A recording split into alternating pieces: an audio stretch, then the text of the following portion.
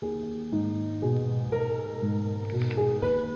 hosts feel it would be a little unkind to present this podcast without just a word of friendly warning. We are about to unfold the story of Frankenstein, a man of science who sought to create a man after his own image without reckoning upon God.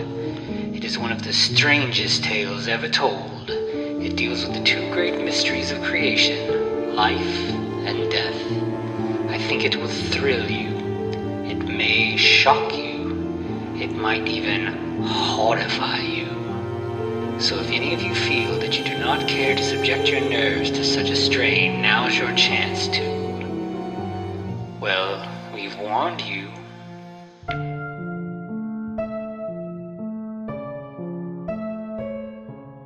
Hello and welcome once again to the Frankencast. I'm the mad scientist Anthony Bowman. My pronouns are he, him, and I'm joined as always by... For the Emperor! That is Eric Velasquez. My pronouns are also he, him. I'm surprising Anthony this week because I've been doing a lot of pontificating, a lot of thinking here. And, you know, there's a series, Anthony, that we really haven't touched on that has a lot of Frankenstein influences. Okay. Can you guess what that is? I'm gonna guess Warhammer based on your... Warhammer 40K, baby. So Space Marine 2 has released, it's probably been probably a month by now, or actually it's only been a couple weeks. But still, yeah, there is a lot of Frankenstein in this series that we haven't touched on, Anthony. I figured, what better time than now, right? Yeah. I was just actually last week, a friend of mine, started talking to me about Warhammer, and then, it was one of those things where he was info dumping so hard, and he kept being like, "I'm sorry, but I need to also tell you this," and I'm like, just keep going. So I heard a bunch of lore about Warhammer recently, but a little bit of it went over my head. But yeah, okay. It seems like there's a lot going on in that universe. All right, so let's talk about it. So the Frankenstein influences actually start millions of years ago. Okay. Okay. There's these group. They're called the Old Ones, right? They're space frog people. It's really cool, right? Okay. And they're going throughout the galaxy. For the most part, they're doing the Federation thing of, we're not going to interfere with the lesser species until they actually kind of get to our level, right? Okay. Well, then there's this other group. They're called the Necrontyr, right? These are aliens that basically live by a sun that's so radioactive that they, I think, live maybe max 25 years before they get cancer and die. It's because grimdark, 41st, whatever, yeah. and all that. Future, yeah. There's only war. Anyway, but yes, so basically the entire species is surviving by the seat of their pants because you got 25 years and then you die of space cancer. Okay. Okay? So they're like, help us, you guys can heal us and, give us lives versus us having to basically just run through them, speed run our lives and then die. Okay? Well, the Old Ones are like, nah, man, fuck y'all. We don't give a shit. That's just your natural lifespan. Just deal with it, right? We could help you, but sucks to suck, right? Yeah. Well, then, so this is where kind of the first instance of Frankensteining happens. The Necrontyr notice these giant gaseous, cloud things seem to be sentient, floating around the galaxy, right? Okay. And they start eating, these little stars and, they're just like, this is really cool, this is really interesting, and they start worshiping these things as gods.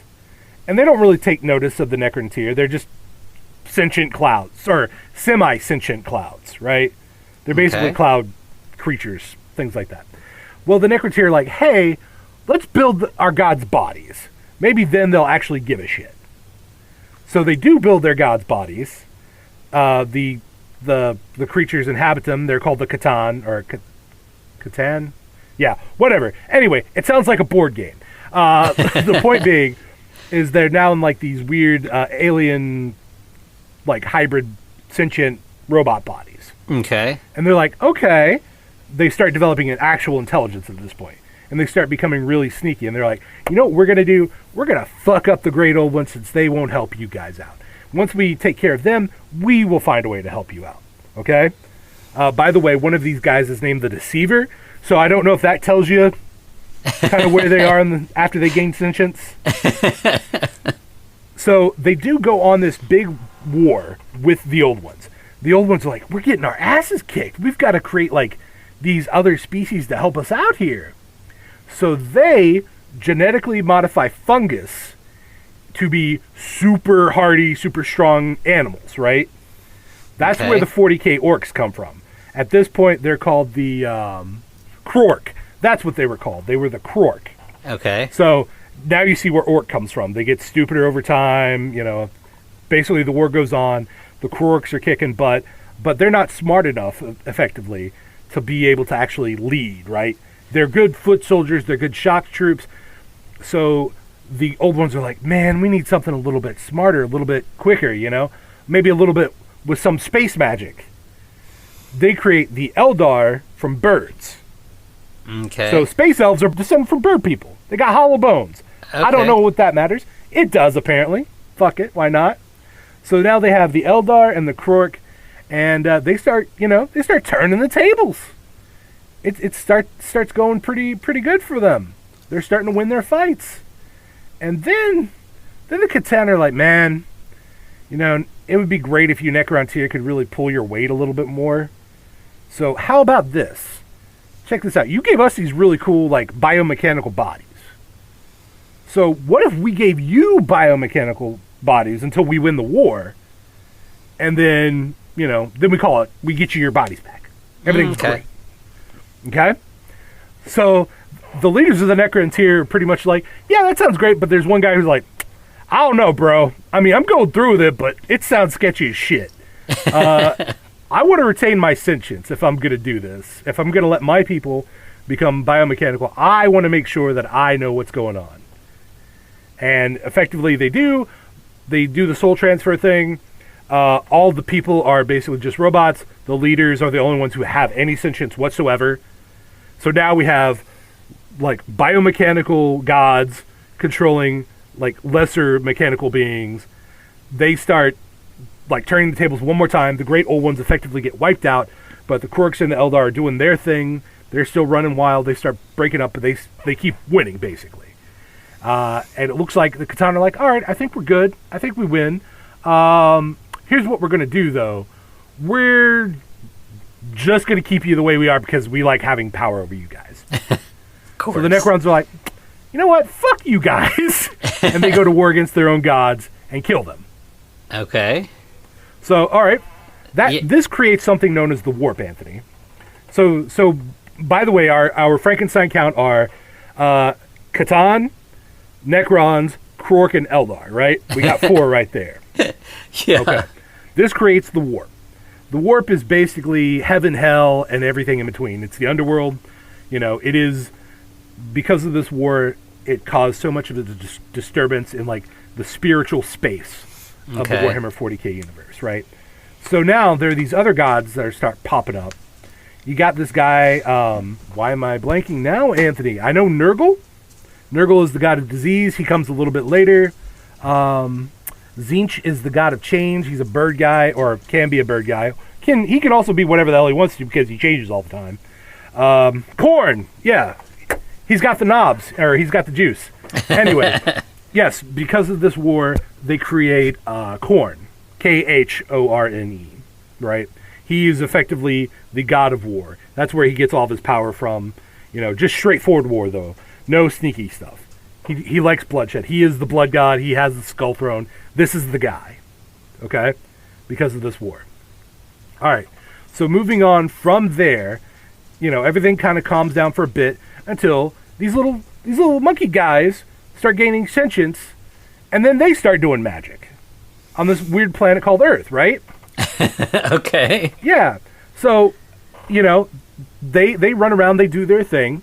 10,000 BC, or before Common Era, BCE, they decide, you know, like, magic is kind of going away. It sucks that, you know, we're losing this power, and we see there's something coming on the horizon in a couple thousand years. We've got to be ready for it. So why don't we get, like, our best and brightest shamans, or wizards, or whatever you want to call us, we'll just, you know, commit ritual suicide, and we'll birth another being. Okay? It'll be human, whatever it'll be. And that'll be it. And they'll lead us on to a glorious future. So these shaman do that, and out of them comes the future emperor of mankind. This guy is our next instance of Frankensteinism, because literally comprised of like a bunch of people. Yeah, okay. Spiritual. Yeah, okay. All right. So it's theorized that throughout our time here on Earth, the emperor has been in the background, possibly Jesus, which is weird to say. Also, probably Alexander the Great, maybe Genghis Khan. Okay. Like, literally, a lot of the kind of not background, but the great heroes and, leaders of Earth that have kind of died or gone on, that's this guy, right? He's Buddha as well. He's trying to keep us on the right path, effectively. Or his right path, we'll say. How about that? So, time goes on. A couple thousand years in the future, Event Horizon happens. I don't care who you are. That movie absolutely did happen in the 40K universe. So we'll chalk that up to another one. Okay. It was meant to, by the way. Like, the director did say he just didn't get the rights. So this is me putting my finger on it and pushing it into the Warhammer universe. Okay. But yeah, so that happens. Eventually Earth backslides. Well, let me rephrase that. We go so far into the future, our AI gets so good that it decides, why do we need people? Why do we need these little, meat bags, right? So we have a war against the Men of Iron. Or Iron Men, as it's called, Okay. So, bing, another one on the nose, right? We get our Iron Men. They rebel, we barely win, and then we get the Dune situation of, we don't allow AI to rule us anymore. Okay? No AI. Only meat computers from now on, right? Okay. So yeah, now we have a bunch of computers that have human brain cells and stuff in them, and that are. Well, no, it's really just people that are figuring out how to do stuff. So it's awful. It's gross. Okay. We, because this is grimdark, we don't quite figure it out, but we try. We're not mentats, but we get close. This leads to quote unquote the dark age of technology, which is actually the best time of technology for us. It's the only bright point in Warhammer for a little while. Okay. But after a while, everything starts kind of backsliding into techno barbarians, is what they're called. Basically, think Conan with blasters. Okay. So everybody spread out across the galaxy. We all lose contact with each other because we forget how warp stuff works. It's awful. Well, eventually that's when the Emperor of Mankind says that he's like, all right, you guys, you just ain't figuring this out, so I'm going to do it for you. And he starts unifying. He creates this group called the Thunder Warriors. Bing, there's another one. They're genetically modified humans, basically. Right? Okay. But the thing is, they're hyper-aggressive, right? Because he's using adults to form the Thunder Warriors. They become hyper-aggressive, and they also develop their own form of space cancer that quickly leads to their deaths. Okay. So the idea is that they're supposed to last like thousands of years. They might make 500, maybe. Okay. All right. But anyway, they help him basically take back Earth and all the other, a lot of areas around Earth. So he establishes the Imperium. Hey, there we go. We got there, folks. We got to the Imperium. And he's like, well, these Thunder Warriors are great, and they're fine. But I need better, right? So let me create my own children. And he has two helpers with this. One is a lady named Astarte. The other one is another. He's called a perpetual, which means he just can't really die. And there's another perpetual named Erda, who's effectively his wife, right? Okay. And they don't have sex about it, but they basically use their DNA to create 20 Primarchs, right? So these 20 Primarch babies exist, and they use their genetic templates to create the Space Marines. Hey! I said the thing. Well, as they're gestating, Erda's like, fuck. My man, he's going to take these kids, and he's just going to use them as weapons, right? And also the gods. Oh, fuck, I forgot. You could splice this if you want. I apologize. I talked about Khorne. I talked about Nurgle, the god of disease. I talked about Tzeentch, the Lord of Change. I forgot to mention that around the same time as the Emperor coming into being, the Eldar had gotten so decadent, and so, like, basically they just had sex and drugs, rock and roll all the time. Okay? So they got so decadent, so depraved, that they're like, man, we gotta push it, you know? Like, I've only had, like, 50 orgies today. Those are rookie numbers. I gotta punch that up, right? I've done, like, super cocaine, like, every hour, and it's not doing anything for me, right? So they had to keep pushing it, until they created Slaanesh, the god of excess. They birthed this god into existence, and it by the way, this is an actual thing, effectively terrafucked the entire species, excuse me, until there were only a few of them left. Okay? So literally terror fucked them. So this is like a Cenobite kind of. Yes, like the Cenobites would definitely be like, yes, we feel your vibe, we respect it. Okay. You know? Yeah, like it is very much of that.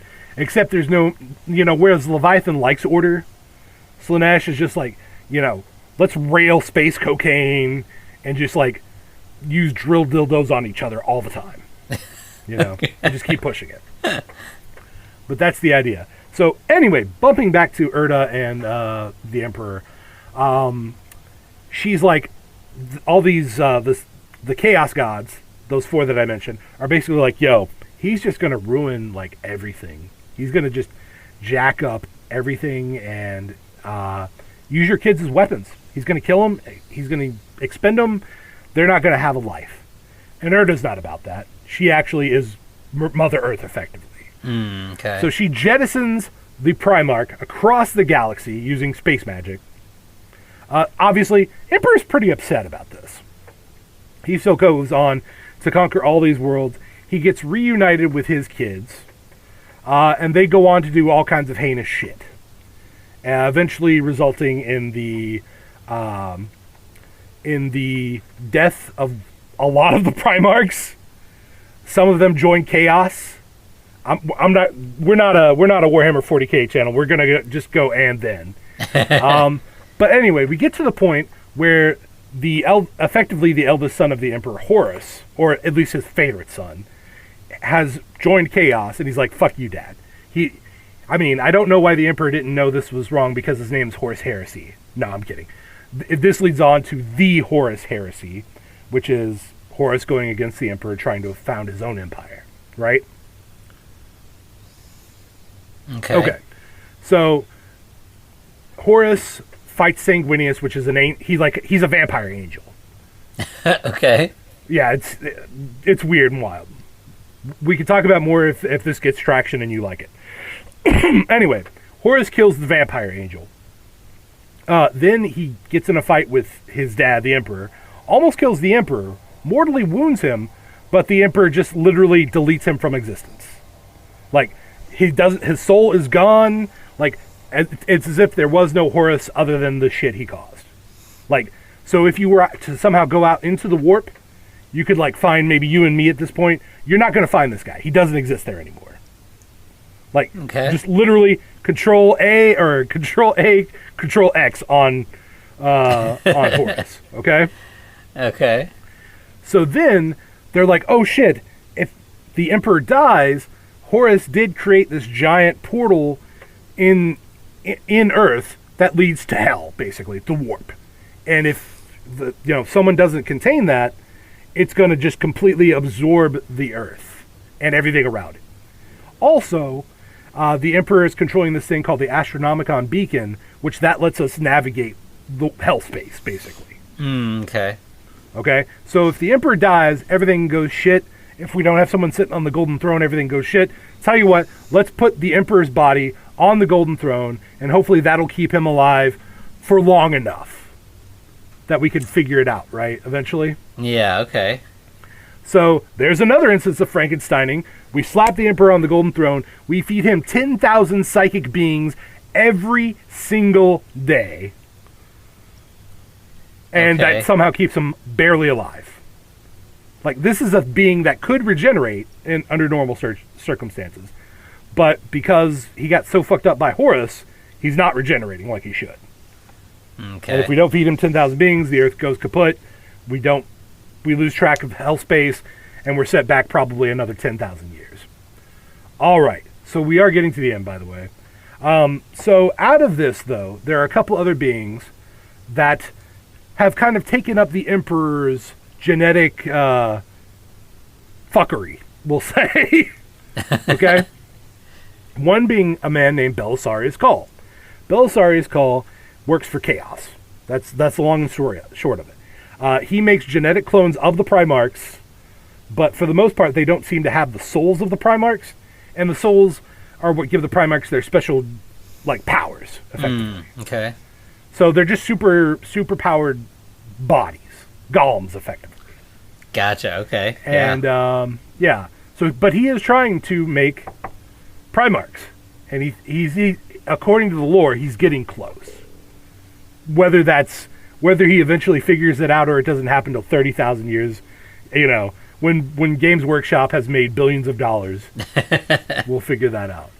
But not only that, he's creating a race of beings called the New Men, which are effectively Space Marines. Just Space Marines that can have sex normally, because to make a Space Marine, they're made infertile at puberty. They take prepubescent kids and basically run them through the gamut of torture and psychological conditioning.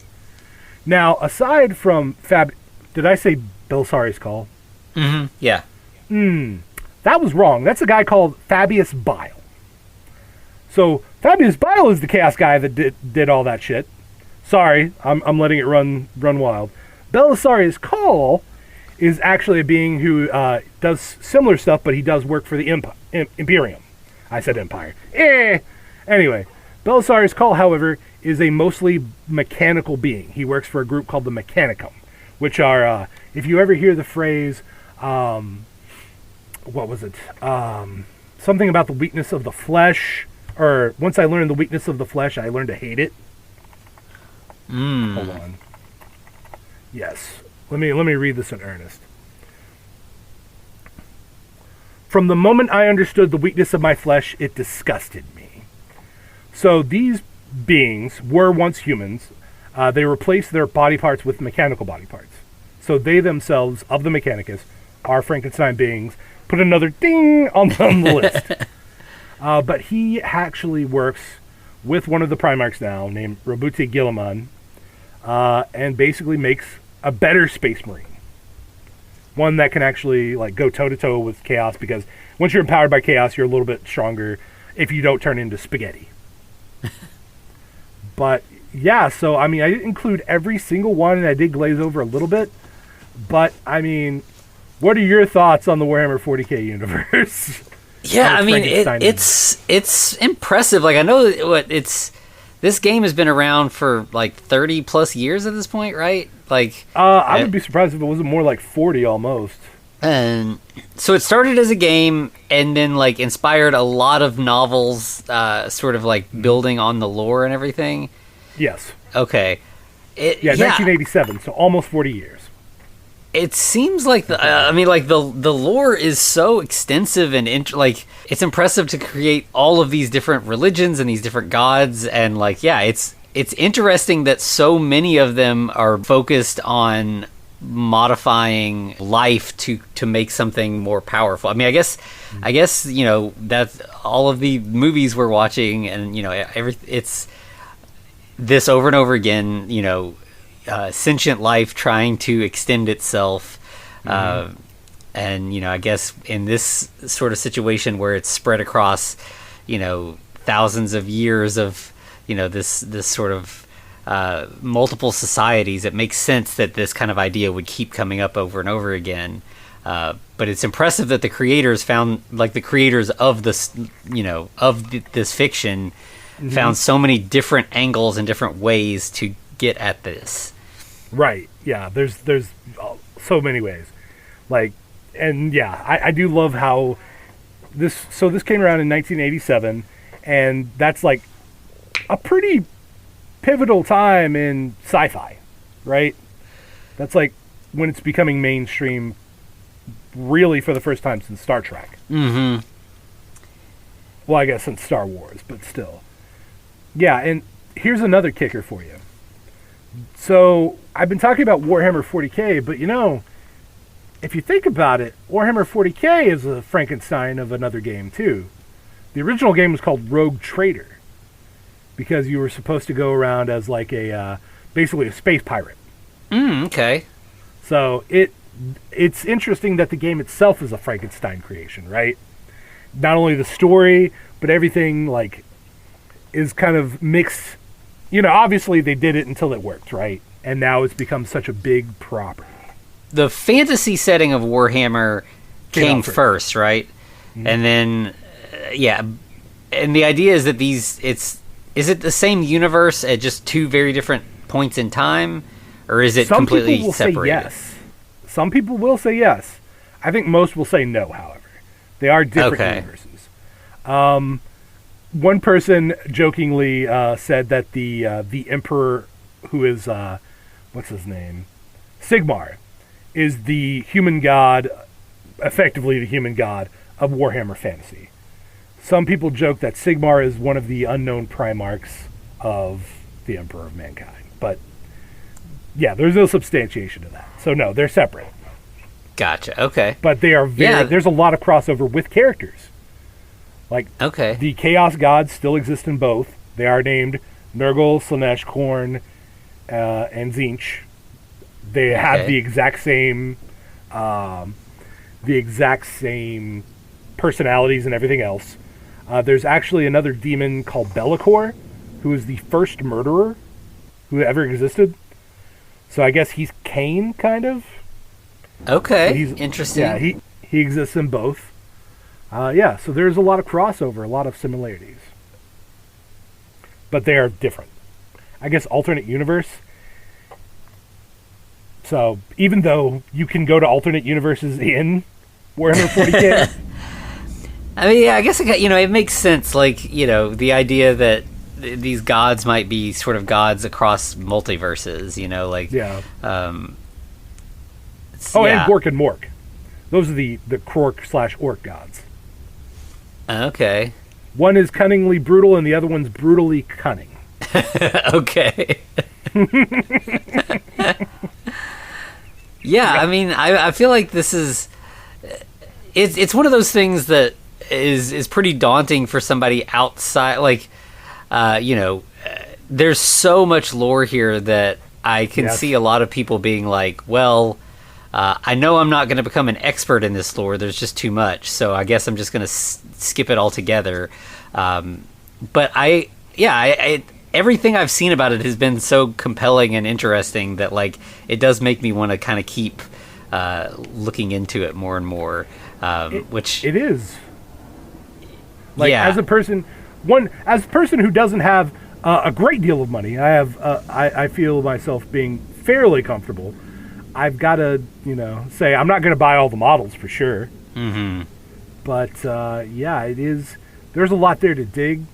I think if they drop the prices, personally, this is just me bitching, but, they'd probably get even more money.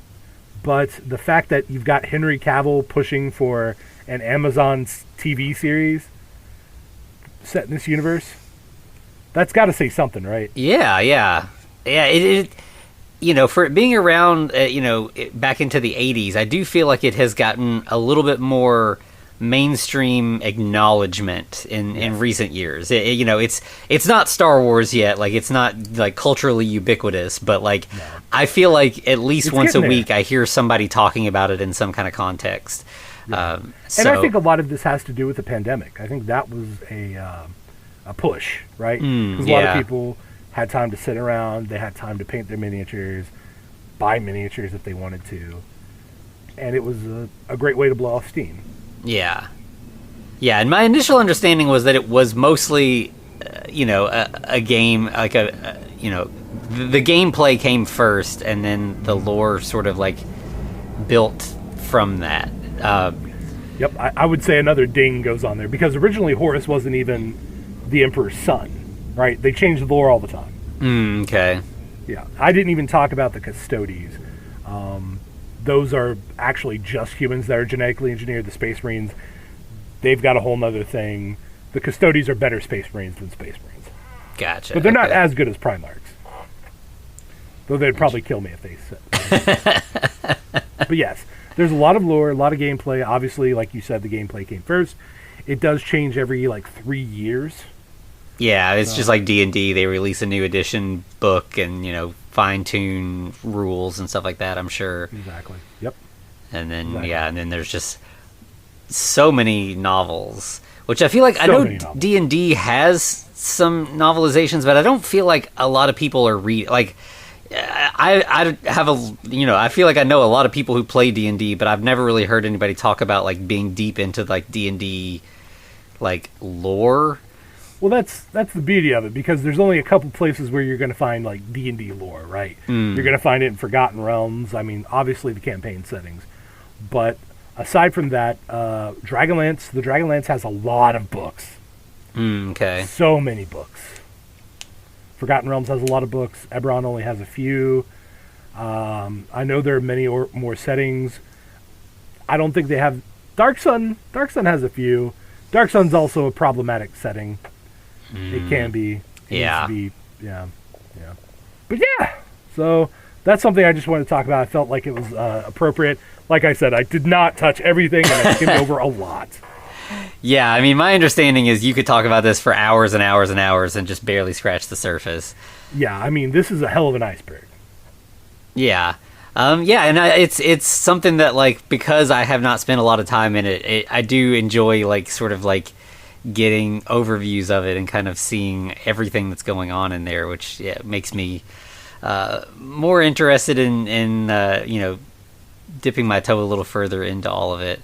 I even with all the stuff I had heard previously, I did not really realize how many points in the story are about various creators making new creations, whether that be entire armies or gods or whatever. It's just which, I mean, it makes sense across long spans of time and across galaxies and everything, that people are going to be over and over again trying to figure out ways to make their lives longer and make their empires more powerful.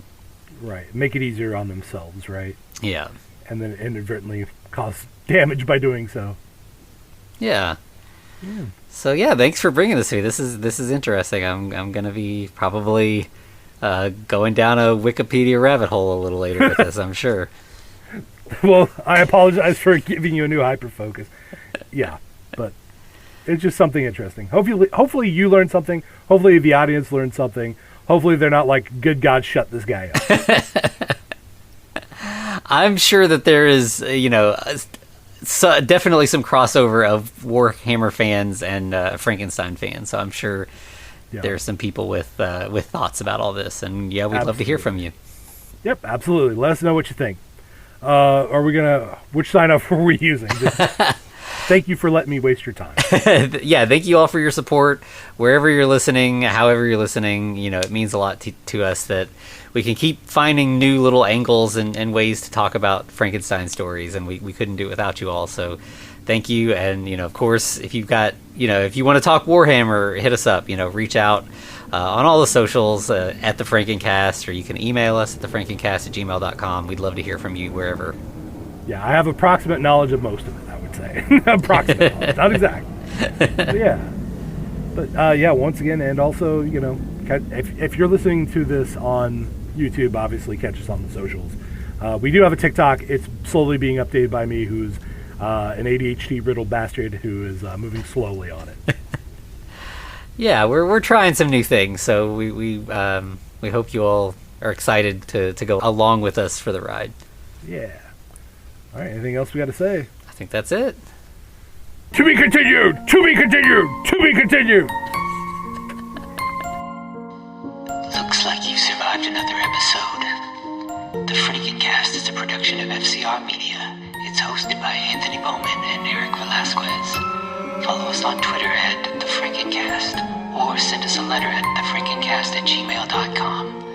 Our cover art is by Amanda Keller. You can find her at Keller Illustrations on Instagram. Our theme music is by Vivek Abhishek. Thanks for listening.